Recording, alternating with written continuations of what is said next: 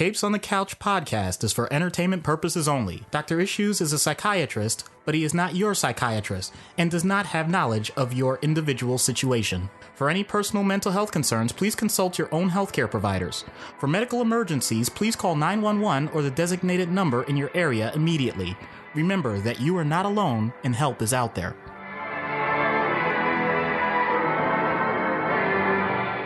Hello and welcome to Capes on the Couch, where comics need counseling. I'm Anthony Sitko and my co-host, Dr. Issues. Hello, everyone. So this episode is centered around Legion, David Haller, whose season 2 finale just aired last night. If you're listening to this on Wednesday when the episodes air.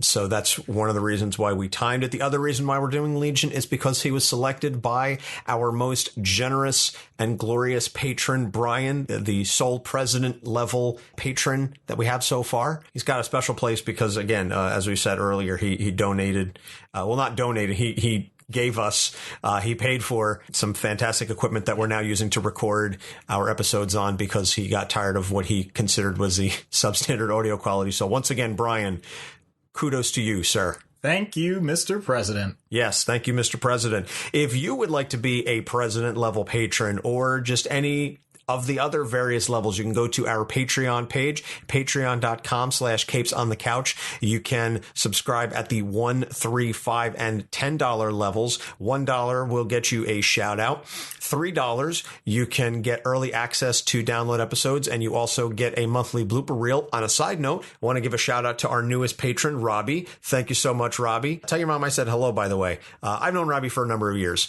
At the $5 level, you get a uncensored episode every week, the longer uncensored version of the skit, as well as guaranteed that any questions you have about any upcoming characters that we've got, you get them answered. And then at the $10 level, you get to pick one episode a month for a character that you want done. And we will also guarantee to answer any questions that you have for that character. So that's at our Patreon page, patreon.com/capesonthecouch. You can also find us on Twitter. We've got a Facebook page. You can email us at capesonthecouch@gmail.com, and you can check out this show at our website, capesonthecouch.live, or through any one of the many platforms that we have. You can check it out on Google Play, iTunes, Stitcher, TuneIn, YouTube, and iHeartRadio. So we've got a number of different ways that you can check out this show, and we please ask that you subscribe, like, leave a positive review, whatever the case may be, whatever is permitted by your particular platform. It just continues to engage us with the community because we love hearing the feedback.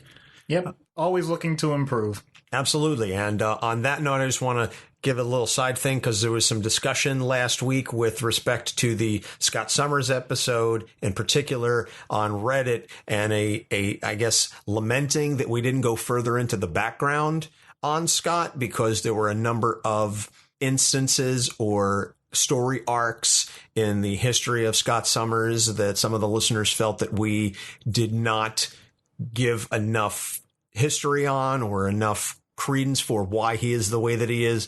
And we're sorry first off, we're sorry if you feel that we didn't give enough background or length on a given character. But as Dr. Issues and I have discussed, that's not the point of this show. The point of this show is not to go into the detail and the weeds on the history of a given character. It's really about using these characters as a starting point to destigmatize mental health discussions.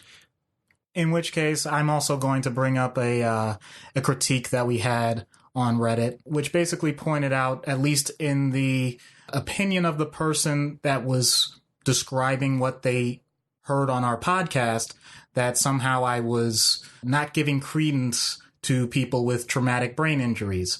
If that's the way it came across, I do apologize. But my intent was not to tell people to, quote, just get over it, close quote. It was more that when something is wrong, everyone should always look to move forward the best way they can, one small step at a time. And if anything I said came across a different way, that certainly was not the intention. Although I admit I'm not infallible. I definitely don't have the best wordsmithing skills. so I may have said something unintentionally. Having said that, I do hope that anybody that hears us talking knows that we are coming from a place of trying to improve people's situations and not discriminate or diminish anything that anyone's going through at any given time. Absolutely, absolutely. We're flippant about any number of things, but the severity of a traumatic brain injury or the impact of a disorder on the person's personality or on a listener in particular is certainly not something that we would ever joke about. And I think we do go to great pains and lengths to do our best to try and take these things into consideration when we're talking about this. And again, we may be flippant about the comic book characters, but we're certainly not going to joke about the real life impact that it has on people. So that's just something that, before we got into the crux of the episode, we just wanted to address that going forward. So, and again, if you feel that we've ever been disrespectful or you've taken issue with something that we've said, by all means, please let us know, and that's one of the things that we do with the show is we learn, we try to grow, we try to improve, and we certainly hope that each episode is better than the one before it. So that's just, again, something that we wanted to address before we really got into this week's character, which is Legion. And again, based sort of following off of that, the primary focus of today's discussion is going to be on the comics version of Legion. We understand it is a very popular television show. We both Dr. Issues and I have seen at least some of it. I confess I've only seen the first episode. I didn't have time to get caught up fully, but I did watch the first episode. It is something that I'm definitely interested in getting into, and hopefully, so I'm not going to watch last night's episode until I've caught up, but hopefully by the time season 3 starts, I will be fully caught up and ready to learn more. And then maybe we could do a follow-up episode, talking more, I guess, about the television version of David Haller for the season 3 premiere. That may be something we could revisit at a later time. That's true. I can say that I've seen most of season 1. I haven't seen season 2, so I'll admit I'm the worst person when it comes to spoilers, so I may have already looked at all the information available. I won't say it on the podcast, but definitely I would say that these episodes have been more intriguing from my perspective about how they have approached the presentation of mental illness. I think they've done it in an incredibly unique way, and I know you feel the same. Absolutely. Just literally the one episode I've seen, from a cinematography standpoint, from the way it's shot, from the way it's acted, this show has shown mental illness and schizophrenia, psychosis, whatever the terminology is, because again, I haven't gotten fully into the show yet, and I know within the show they kind of discuss it as a bit of schizophrenia, but just the way that they show what's going on and his perception of reality is unlike anything I have ever seen, and it's amazing. You've got the colors and the manipulation of reality. You have dance battles going on within David's head. It's stunning. And again, to think that they took this character that was, a mutant and not I think it's safe to say not a fairly well-known character, and they've been able to do something so incredibly inventive with it, I think is really a testament to Noah Hawley and the creative team,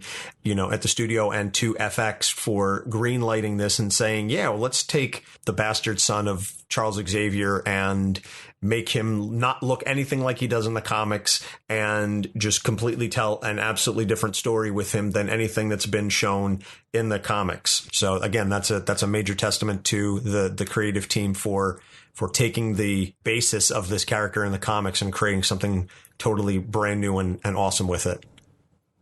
I will lament the fact that they didn't include the hair. I thought that would have been great. It's like a high top fade. It's almost like a Kid and Play style hair, the cameo look, if you will, but like really, really over the top. He's got like a good 6, 7, 8 inches of hair on top of his head, just straight up spiking like a really tall pencil eraser. So it's just a really inventive, stylized look for the character. And Legion certainly doesn't look like any character, and he definitely doesn't act like any character. So to that end, I guess we'll move into the background. So David Charles Haller, created by Chris Claremont and Bill Sienkiewicz, my boy Bill, in New Mutants number 25. March 1985. And we're going to give a shout out to Bill, as we always do, because he gave us a shout out. So anytime we talk about any characters that Bill Sienkiewicz had a hand in, because he was so great in retweeting about the Moon Knight episode. So I'm going to send him another tweet about this one. Hopefully he gives us some more love. So David Haller was the son of Charles Xavier and Gabrielle Haller. She was Israeli, and they had kind of an affair,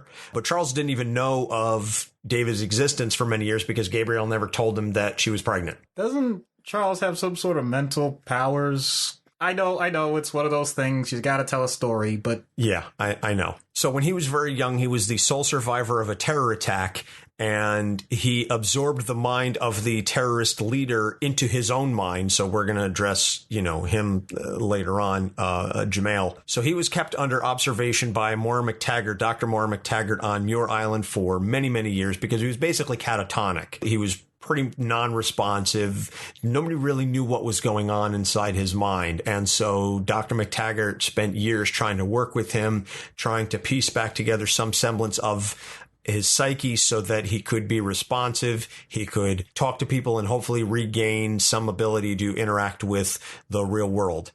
So it was determined that the attack splintered his personality, and then each personality can control a different ability. I'm assuming this is because he's the son of one of the most powerful mutants in the world, that David is himself an Omega level mutant, which is just mind boggling. So each personality is able to control a different ability. So the early personalities, there weren't that many of them, but some of the early personalities, you had Jack Wayne, and he was telekinetic, and you had Cyndi, and she was pyrokinetic. So they would interact. And the thing is that David was able to switch back and forth between them and among them, depending on who he needed to be at the time, because it was more of a situational thing. Oh, I need to be telekinetic, so I'm going to be Jack now. I need to be pyrokinetic, I'm going to be Cyndi.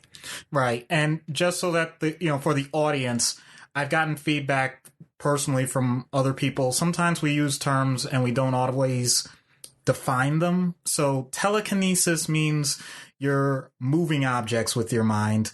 Pyrokinesis means you're controlling fire with your mind. A lot of these things come from Greek and Latin and all of that, but I just wanted to make sure I said that because I'll admit, just saying that automatically as if everyone knew it might get people thrown off. Like, okay, so they're like pyro and, someone using a telephone. Like, no, not quite, Yeah. And Jamail, the first personality that he has, Jamail is a telepath, which means he has the ability to read minds. So those, again, are some of the very early personalities that we see that David exhibits once he eventually comes out of his catatonia. And then he ends up possessed by the Shadow King, who is a nemesis of the X-Men and Professor Xavier. And the Shadow King tried to use him, or did in fact use him, to kill Destiny. He was successful in that. Destiny was one of the mutants at the time, and then they were able to drive the Shadow King out of his mind, and they were able to defeat him. Then he got a little older, and he learned to have better control over his personalities and the corresponding abilities.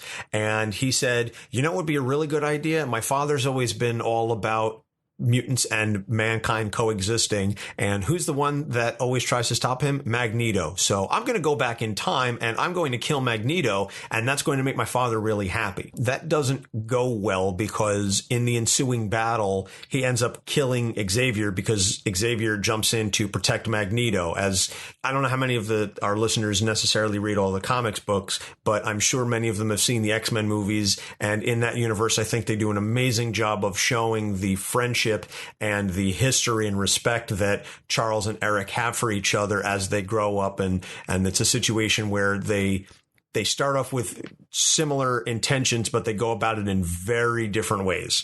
And their paths definitely branch off, but there is still that base level of respect and love between Eric and Charles. And that's why Charles jumps in to protect Magneto from David using his psi-blade, or as Psylocke would say, the focused totality of his of his psychic powers. So then Bishop decides he's going to go further back in time. So now he's going to kill Legion with his own psi-blade, because when Legion killed Xavier, it creates this totally separate dystopian future timeline. So Bishop goes, everything is just completely out of whack here. I need to set this straight. So he's going to back it up and... Wait, you're telling me that Bishop was involved in a dystopian timeline? Yeah, I know. It's stunning, really. Wow. Huh.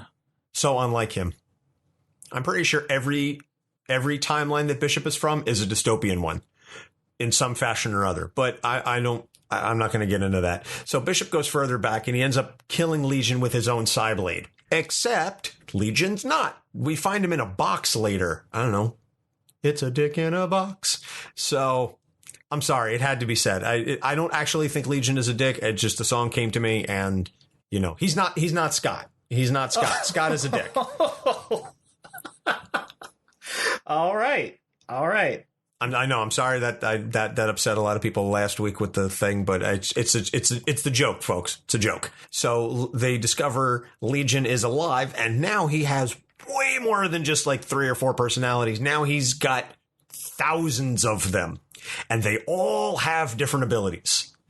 It's, you know, talk about like serial escalation. It just went like from 0 to 60 in like 0.3 seconds. He goes from 3 to thousands of personalities, all of whom have different abilities, and he can literally just call upon them whenever he wants, however he needs them. So some of the personalities are in limbo. They battle each other and they die, but then they get reabsorbed back into David. It's visually, it's very interesting how they do it in the comics. So his abilities are used to battle Sentinels during the Second Coming event, during which he's literally like in a control room with a helmet, and he goes, okay, I'm going to use this one. And then boop, there's your ability. And oh no, they got defeated, because the Sentinels can evolve to battle whatever it is that they're fighting. So once an ability is no longer useful, okay, now we're going to switch tactics, and I'm going to use this ability, and I'm going to call on this one. And he's literally like standing there in front of a computer and just like, okay, I need this. Personality 1726, you're up. Like whatever it is that he needs, that's what he pulls from. During the Age of X storyline, there is a new personality created to protect Legion, and this one looks like Moira McTaggert. So I don't know if that is considered like an...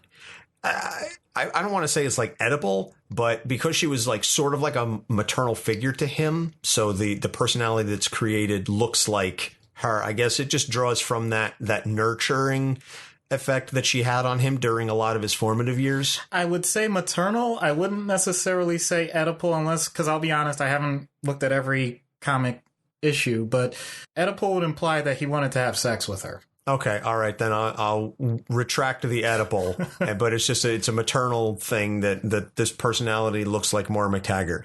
So during the Avengers vs. X-Men, and we discussed last week Scott killing Xavier, so his father's death causes David to just absolutely lose control of his personalities, and now they're all wreaking havoc across the planet and creating death and destruction. Oh my goodness. I remember originally reading this entire arc through X-Men Legacy. Basically, what ends up happening is not only does his personalities get out and wreak havoc, we also know that he's able to absorb all of these things from other people. So he starts absorbing the entire world, like anything that he's coming in contact with. And the X-Men are constantly trying to stop him. The Avengers eventually get involved, and he basically ends up absorbing the whole world. And he does have a relationship with someone, and that's Blindfold, not to get into her backstory, but the point is she's able to get into people's minds. So she basically meets him head on in his own mind, and she kind of gets absorbed, but then he got proud of his dad, or his dad was proud of him, and basically they said, okay, never mind, this all didn't happen, and it's all in Blindfold's mind. That's how the world was saved, because it was all in her head. I wish I were making that up or a metaphor for something, but no, that's exactly what happened. Okay. Well, you certainly did a better job of explaining it than I could. I did more reading on a lot of the earlier issues. So it's good that you covered the later stuff. I covered the earlier stuff. And then, Brian wants us to do this episode because it's based on the TV show, which is not anything like the comics. So the vast majority of the things that we're discussing are not going to be relatable at all to the TV show unless there's a corollary, unless there's some way that we can draw a distinction or, use it for comparative purposes. Huh. There is some greater parallel here. You have three individuals that all have an experience with a character all with the same name, but because we all had different time periods and issues that we were covering, we can't quite come to a consensus on what this guy's about.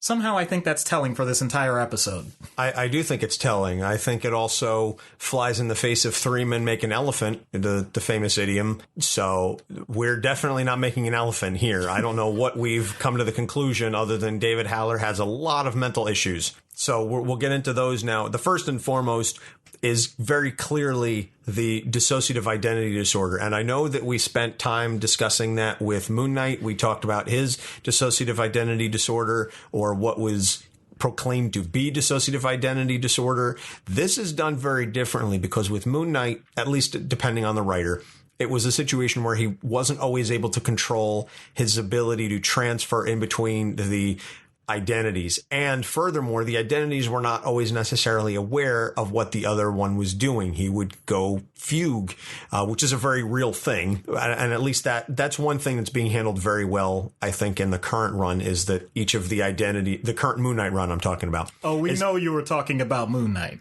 Is that the identities aren't always aware of what the other one is doing. Here, with David, he knows of the personalities and he uses them and can manipulate them to his own end. So it's very, very different from the way that Moon Knight, at least again, has currently being written and the way that we've discussed him. So I don't know if you want to go into this doc and explain what the difference is between him and Moon Knight or any of the other characters with DID. Okay. There are a couple of aspects that I think I can focus on to give this a little bit of a different feel. If you really want my thoughts on dissociative identity disorder itself, by all means, listen to the Moon Knight episode and make Anthony proud. If you really want to get into one of the issues that you brought up in a description of Legion's history, catatonia is something that we see commonly in psychiatry patients, and dissociation can be very well linked to that. Depression can also be very well linked to that, because that word is thrown around a lot, but it does have a much more formal definition. It's the idea that with no other known physiological cause, not a coma, a person is not responding to the world around them. They may have their eyes open, they can see everything that's happening. They have the ability, quote unquote, to speak. They have the ability to move, but none of those things are actually happening. So in other words, and you can find this in old textbooks, you can Google it, you can pose some people. They would be standing in a position for hours on end and you could move them easily, but then they would stay in that position. It was called laxy flexibility. You could have people actually do things almost like an automaton, a robot, without any other input. In other words, they would use the cues around them to perform certain actions without actually having a rational reason why they're doing it. For example, I'm sitting across from Anthony. Anthony, shake my hand. Thank you. Now, Anthony, don't shake my hand. See, I still have my hand out right now, and I know you can't see this, but Anthony had the wherewithal to not shake my hand because I told him not to. A person with catatonia may still shake my hand automatically. So there's something that's kind of a disconnect in their psyche, not to get too vague about it. That's something that goes along frequently with dissociation. So the fact that he spent so much time in that condition, that gives an opportunity for a lot of things to be filled. He had the support of people around him to treat him, but unfortunately, it sounds like, especially with the outside events, things didn't go according to plan. You know? Well, things rarely do go according to plan in the Marvel universe or in any comics universe, I would posit, but certainly in a situation like that with the catatonia, and again, being the son of one of the world's most powerful and famous mutants, things certainly don't work out well for him. I also have something that's much more practical to the majority of our listeners, I think, because I'm going to hazard a guess that not many people have gone through catatonia. The idea that you take the ability to concentrate on one aspect of your personality. I'm not going to go back into the dissociative identity disorder. I'm not going back into the multiple personality part, but just the idea that you can focus one aspect of who you are to yield a certain result. I think everyone can relate to that. You know, I know in my own experience, I'm just thinking back to, I'll use a real obvious one. When I was getting my driver's license, and I'll admit, I have never admitted this before, so I failed the first time. I took the driving test, and because I didn't really pay much attention when the guy said back up, and I was looking in my mirror, but I should have turned my head and looked, and the guy failed me. I was so ashamed and embarrassed. I actually would take time before I went to bed to visualize being in the car, being on the course, and driver doctor issues. I used to call myself that. Driver doctor issues. What are you supposed to do at each point? And I actually did that for about a month or so, and I absolutely aced the driver's test next. Why did I need to do that? Because honestly, when I first took the test, I had so many other things on my mind. I remember I had math test on my mind. I remember that there was something on TV that I was really into, and I was thinking about all those things and not driving. So the fact that I had to eliminate all of those parts of my brain, which I actually think are much more fun and interesting, and just devote all of my experience to driving really helped me out. That's the example I can give from my own life. I'm sure everyone has their own. But in a case like this, the idea that, okay, fine, I'll vouch for it, fine, separate personalities. The idea that you take an aspect of them and use them in a productive manner, impressive. That's all I have to say. Yeah, I mean, to your point, I certainly think that all of us know that we have to go into a particular mode, or when we're at work. I mean, I think it can be as simple as you're a different person when you're at work versus when you're home. You have different things that you focus on. My wife always tells me all the time, she said, I'm a very different person at work, because at work, she's an emergency veterinarian. She has to take charge. She has to be focused on the moment. She has to make split-second decisions. She has to handle a number of different things and be able to diagnose, animals as they come in and figure out, okay, how do I save this dog's life, or how do I treat this cat, etc. When we're home, what do you want for dinner? I don't know. Where do you want to go? What do you want to do this weekend? I don't know. She's incredibly indecisive, and that's fine. I joke about her. I love her. But the point is that you can have, as you said, different things that you focus on, or different strengths that you call upon at different times. Legion takes that to the extreme. See what I did there? Yeah, I got it. Because X-Men? Yep. Because Xavier? Yep. Because his dad was... Yep, it's done. You sure? Yes. Okay. Because I just wanted to make sure... Yes, okay. It's done. All right, fine. Hey, listen, I have to beat the dead horse every once in a while. So the next thing that I want to talk about, and this is something that is brought up occasionally in the comics, and certainly with respect to that X-Men Legacy bit, is this need or desire to please his father. And again, we've talked about the fact that Charles Xavier is the head of the X-Men, the founder of the school. Everybody knows who Charles Xavier is within the Marvel universe and even out of universe. To have a father like that is incredibly difficult, because that bar is set so high. And I think many people can certainly understand having a parent who is very successful, famous, etc., having them come before you and have all these accomplishments. Well, what are you going to do? This is their legacy, to use that term again. That's their legacy. What are you going to do about it? And it's not until, or it's addressed in bits and pieces here, but that X-Men Legacy that last issue, going back to, I think, like 2012, somewhere around there, 2012, 2013, that issue where he talks about that and he's waiting for Charles to say, you know, I'm proud of you. And he's like, that's all I ever wanted. So, Doc, if you can just expound upon that a little bit. Yeah, for everyone that's ever existed, we know the experience of a parent, or if you haven't had the experience with a biological parent, with a foster figure, of that person setting expectations of actions and how you're supposed to carry yourself in the world and what you're supposed to accomplish. In addition to that, you're going to have your own unique goals and expectations. Finding a way to blend the two is an incredible struggle. It's something that doesn't come automatically. It's great when you have a blueprint, and by that I mean someone who's in a particular field, for example. Because of me being a boxing fan, the first thing I think of is the Mayweather family. I grew up as a little kid watching the Mayweathers, and they were decent, they were good, even won championships. And then you get Floyd Mayweather Jr., love him or hate him, you know, one of the greatest boxers of all time. That's an example of someone that exceeds their expectations of their own parents in the field that they knew since they were a little child. Legion sets up like that because you have someone with psychic abilities also having psychic abilities and then some. So from a natural talent standpoint, that actually was pretty simple.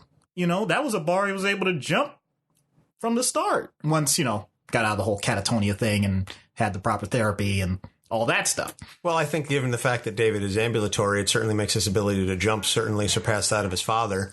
Was that just a low bar? Maybe that was too low of a joke? Well, I mean, I think we need to get rolling with this. So the point being, though, once he has the natural ability and sees that surpassed his parent, now he has to find a way to make it effective for the rest of the world, for the rest of society. And that doesn't really seem to take shape very well. As a matter of fact, I think at one point they call him a mind worm because he just ended up absorbing so much. But the point being, it is possible to try too hard to follow the exact same grooves. And as we've seen with Xavier, you know, he's kind of worked himself to death to get some of the things he wants accomplished. Legion doesn't have to go that route if he doesn't want to. But it's clear that he made that choice, and I'm not so sure when you have so many other factors pressing in on you, other personalities that may have other goals. I'm not so sure it's a great idea to say, okay, guys, let's all follow this exact same path and do everything the way that someone who has already died wanted us to. It's a great sentiment. I'm not sure it's a great action in this case. Well, I shouldn't say I'm not sure. We saw that it wasn't a great action in this case. Yeah, and you don't always get to be better than your parents. True story. I wrote my essay for the SAT2 English exam. The question was something similar along the lines of, and I'm paraphrasing, describe how having a family member as a predecessor, an accomplished predecessor, can be beneficial or harmful to you. And I wrote my entire essay on athletes who were either sons or in some cases younger brothers who were able to, in many ways, surpass their fathers. You talk about, you know, look at the Griffeys. Ken Griffey Sr., hell of a ball player. Ken Griffey Jr., amazing ball player. Then you have Cal Ripken Sr., didn't really do, you know, he had an okay career. Then you have Cal Ripken Jr. and Billy Ripken.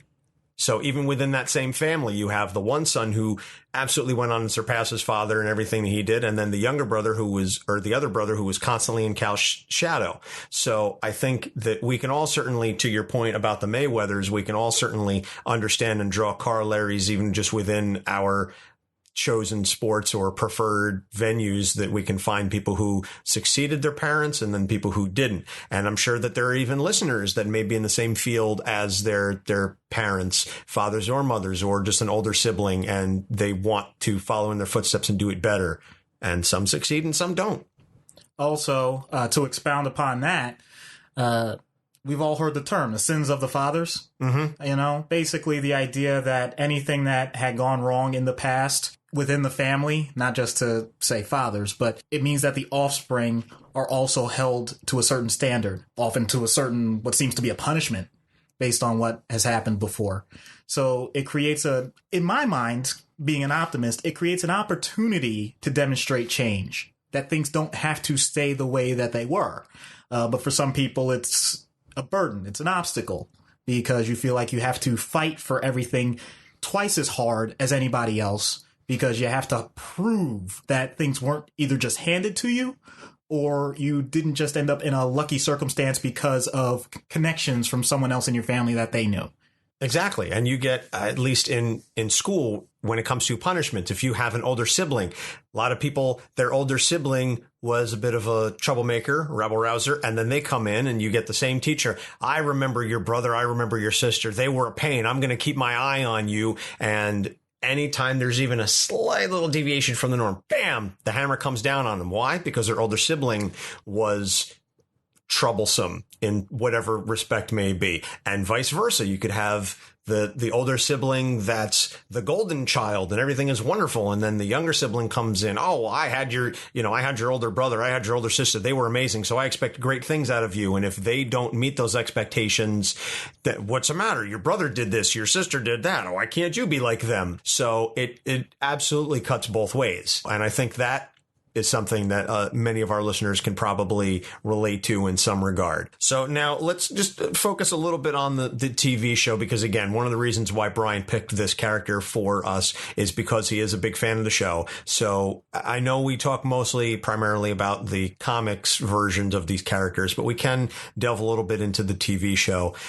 In the TV show, and again, this is not too spoilery, the entire premise of the show is that he starts off in a mental institution and he's being treated, and then a number of things happen, and we're not going to go into the spoilers if you haven't watched the show, but a number of things happen and he's out of the institution, and then he's trying to figure out how he ended up there and what some of the things are that he's dealing with and his past and so on. But within the show, it's not treated as dissociative identity disorder. It's treated more as a schizophrenia.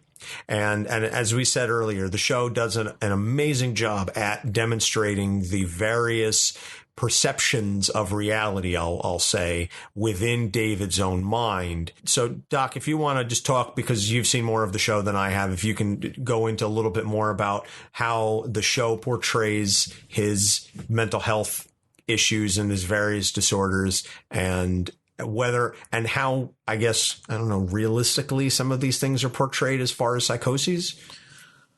Well, I mean, it's television, so of course it's going to be played up for drama. It's going to be played up for exaggeration. I think they do that. I think any artistic medium is going to have to do that, because the bottom line is you need people to want to see it.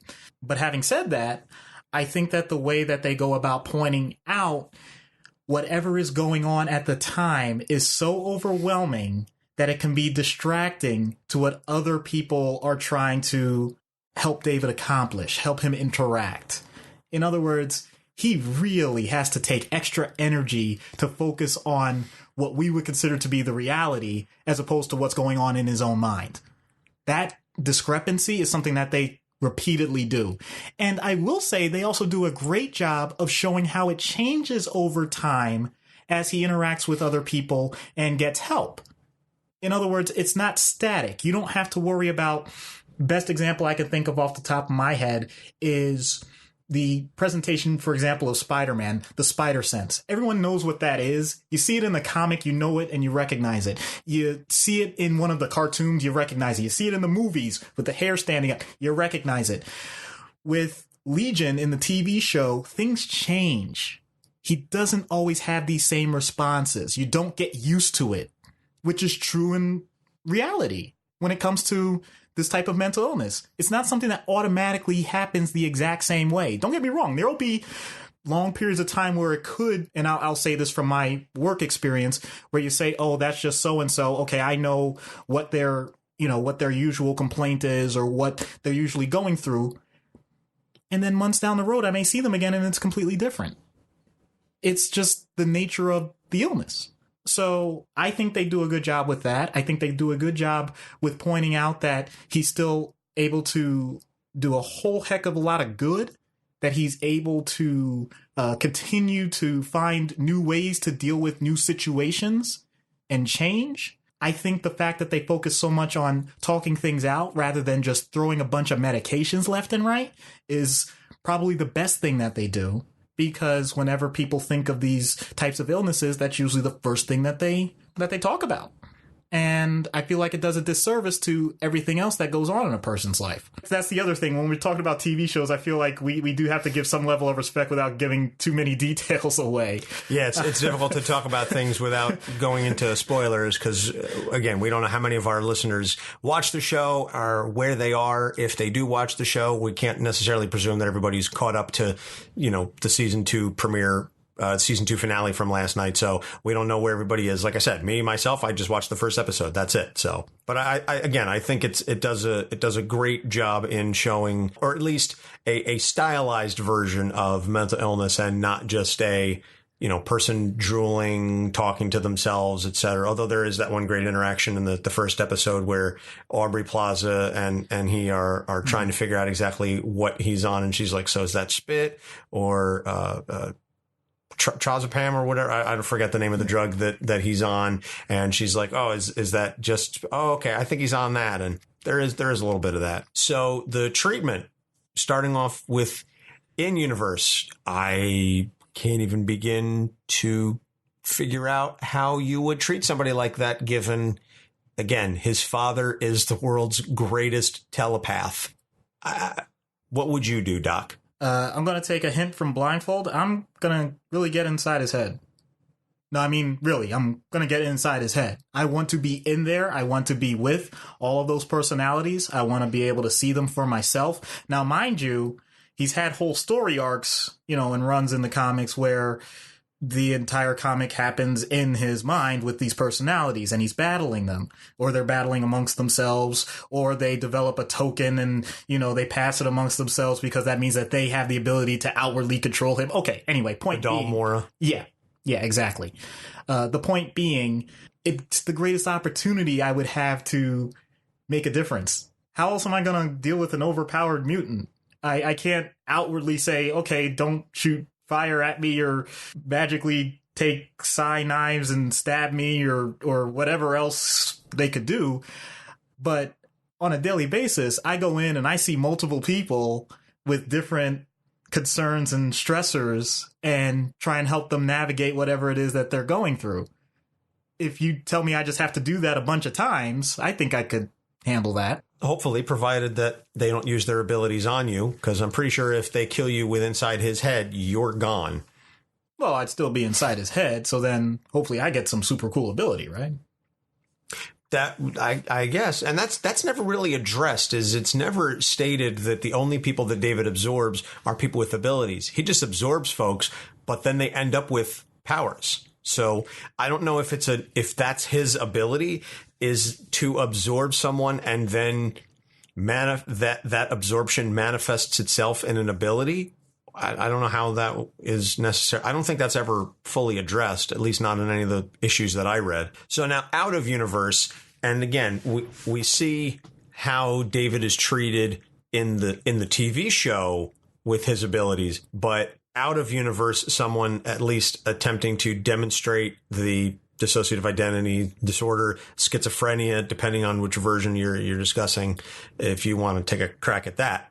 So after all of my railing against the idea of pill pushing and all that stuff, I'll tie it right back to one of the serious points that I had made earlier, which was the catatonia. That one often requires medication. Unfortunately, it's a situation where we've known for a long time that benzodiazepines like Ativan, and for people that don't know what those are, they carry a risk of habit formation, but you're only supposed to use them temporarily. They're usually used to address anxiety, or if a person is having trouble with alcohol and they're going through withdrawal and shaking badly. But in this case, for some reason, I'm not pretending to say that we understand completely why it works this way. It usually has the ability, perhaps through the disinhibition factor with what it affects in the brain, to quote unquote snap someone out of it. And I really do mean it that way. Usually within, 3 or 4 doses within a 1-day period, you'll see a huge change in the person. They'll be able to talk again. They'll be able to interact appropriately. It's fascinating to see, when you get a chance to see it. In the times that it doesn't work, then we're going to have to go a little heavier handed. There is something called malignant catatonia, which is basically just a super severe form of catatonia that's not responding just to medication, in which case you can use something called electroconvulsive therapy, or as people like to call it, shock therapy, where you run an electric stimulus. The person is under anesthesia and they're given a muscle blocker so that they're not shaking like a regular full-on seizure. But the point is, it resets your brain and can help the person regain their function. So the reason why I'm bringing these things up rather than talking about the exact same thing I talked about with dissociative identity disorder in the first place is because I want this to be an entertaining podcast for each episode.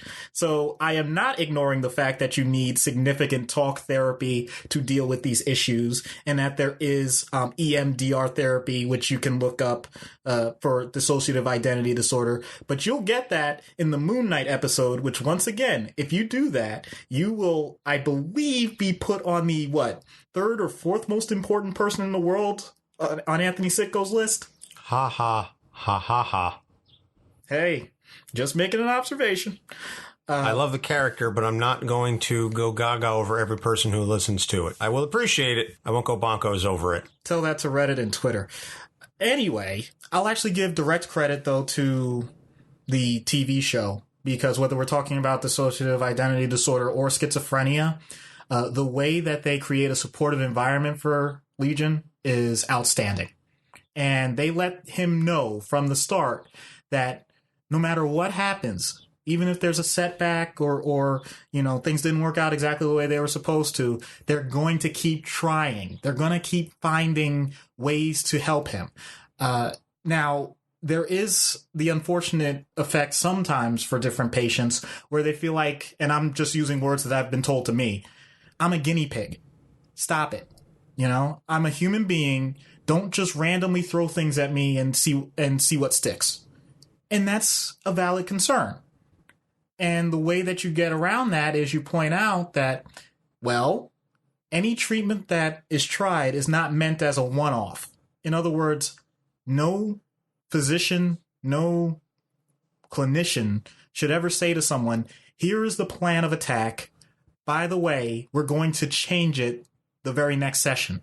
That's usually counterproductive. You want to stick with something for at least a few weeks or a month or 2 months, depending on what type of therapy it is. That goes for medication. That goes for psychotherapy as well. And they do a good job with it. It is accelerated because it's a TV show. Kind of like the trope of if you watch a sitcom, how is it that everything's resolved in 30 minutes? And the obvious answer is, well, it didn't happen that way if you looked at the timeline, So I think they do an excellent job just pointing out that there's more than one way to go about solving a problem. And I think that's the most important thing I gathered other than the presentation of the mental illness itself. All right. I can dig it. That's, again, it is a benefit that the show covers mental illness and its treatment in the way that it does, because, again, that show, as well as this one, is about destigmatization, taking away the notion that we can't talk about mental health, trying to help those. I know just last week, within the last couple of days, Kate Spade and Anthony Bourdain, both 2 very high profile suicide cases.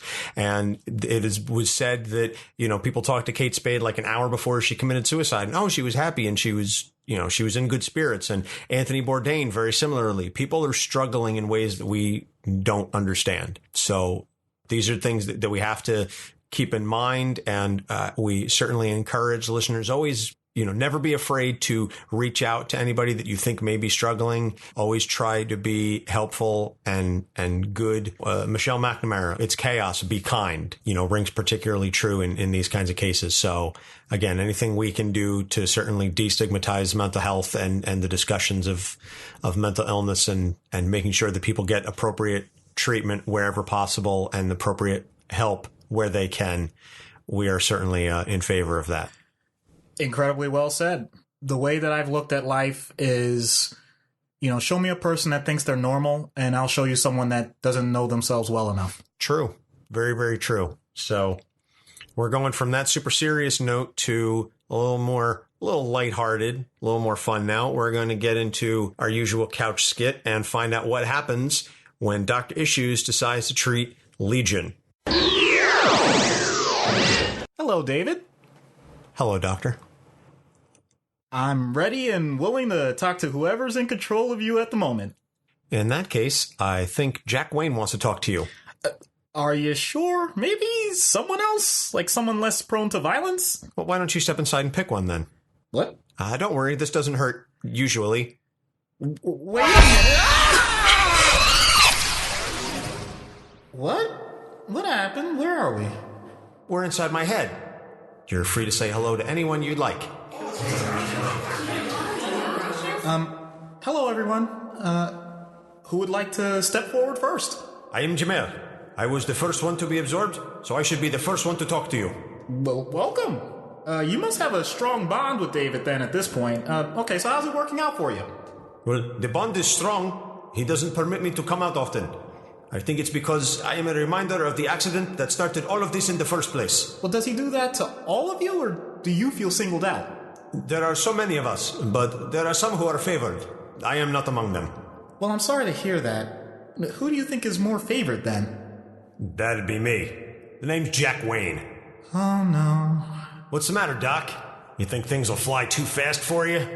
Don't worry, I catch your drift. How about me, Doc? Well, who are you? I'm Cyndi.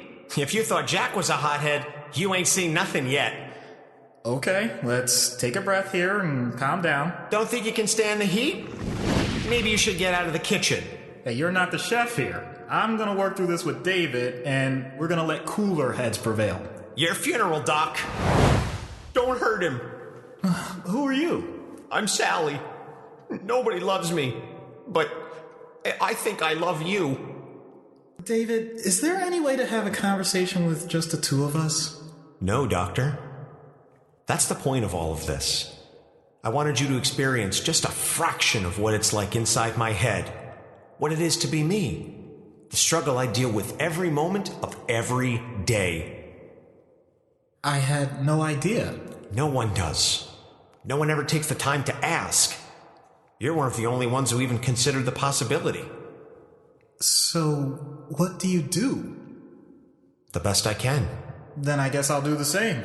I just have to admit, I may not be able to do it from the inside here like I thought. Okay, Doctor. But there's no guarantee you won't see any of the others again. I'll take that chance. Okay, Doc. Here we go. So now that you've had a chance to look inside, do you want to continue the session? Well, I originally liked to talk about prescriptions, but I think you're going to need more than just a prescription to keep things in check. I have to agree with you, Doctor. And if you can find something powerful enough, I'll be the first to try it. See you next time. Well, that was an interesting trip for you. I think that was the first time you've ever been inside someone's head. I mean, I know they call us head shrinks, but wow, that definitely took it to a new level. Bump, bump. Well, hey, you survived. I mean, it got a little hairy for you at times, but there's a lot of people in there, it seemed. Yeah, that was just a tiny, tiny amount. It was almost like a stadium, basically. Sheesh. I'm glad you go through these things every week and not me.